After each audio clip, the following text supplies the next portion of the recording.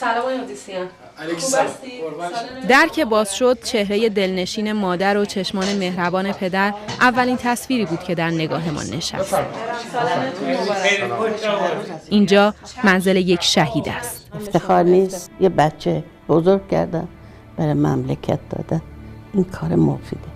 آرمن آودیسیان، فرزند ارمنی ایران که حالا افتخاری برای پدر و مادر است و جایش در نقطه‌های طلایی خانه. اصلا اینقدر بچه بود میگفتم که بزرگ میشه این لباسا بپوشی سربازی بیای در تو دستت هم اینطوری کنی. مادر از وظیفه گفت. هر کی وظیفه داره، منم وظیفه داشتم بزرگش کنم بدم به جامعه. خودشم وظیفه‌ش انجام داده، گفت باید برم. با اینکه ازدواجم کرده بود 2 ماه.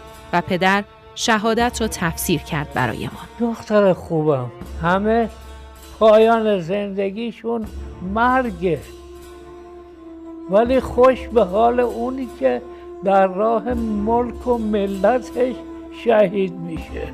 اعضای این خانه ساده و صمیمی شنبه شب در آستانه سال نو میلادی یک مهمان ویژه داشتند. از خوشحالی نمیدونستم چیکار بکنم. بی اختیار داشتم گریه میکردم از خوشحالی که همچین شخصی همینطور در باز کنه بیاد تو. این خیلی مهمه برای ما.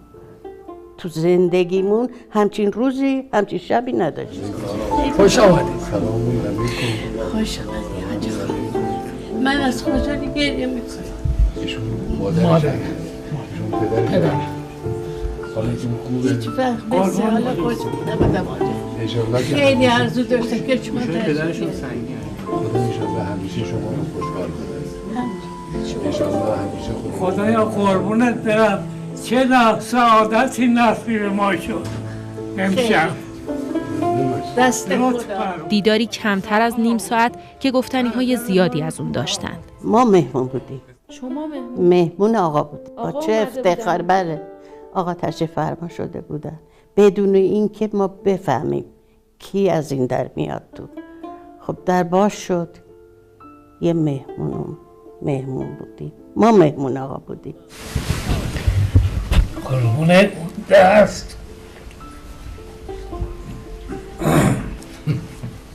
خواهد آقا دیگه مریض نمیشم انشاءالله. به خدا که هیچیم نمیشه. خجالتمون بده دست در خبر نداشتیم که تشریف میارن. دستمون تو هم بود.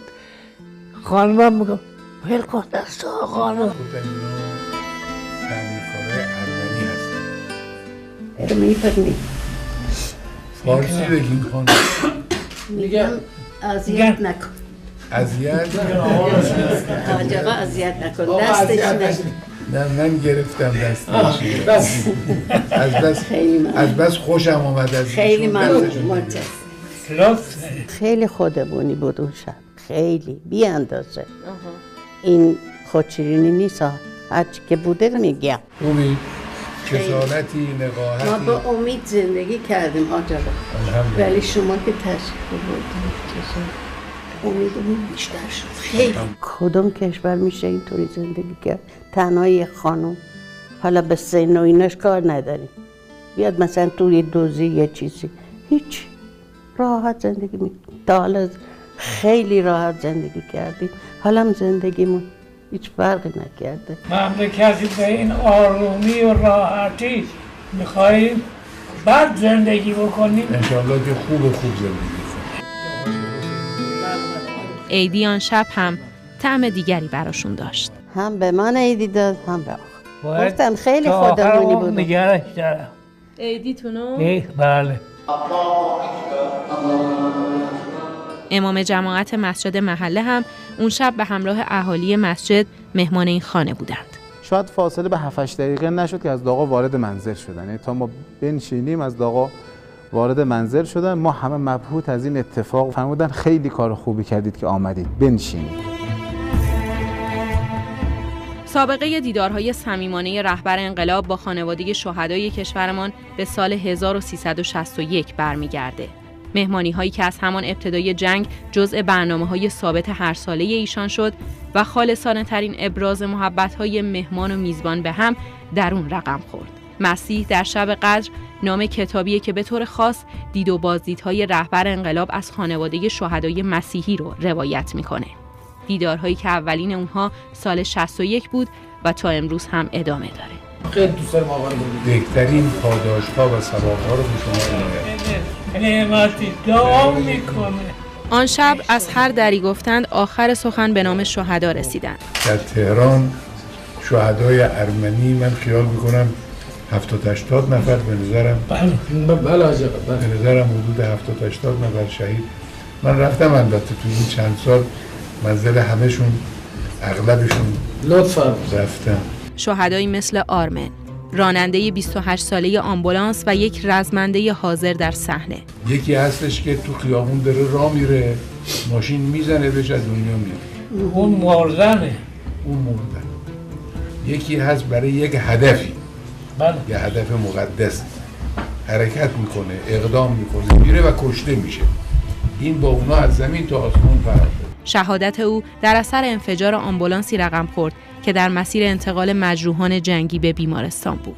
پدر هنوز هم حساب آن روزها را در خاطرش دارد. 2 سال و 18 روز خدمت کرده بود که آخرای خدمتش بود. چقدر این بالا از این شهید شدنش که آهات بر خاطر تشریف آورده.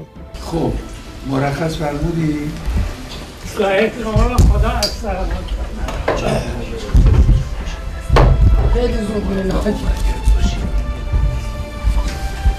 خدا حافظ.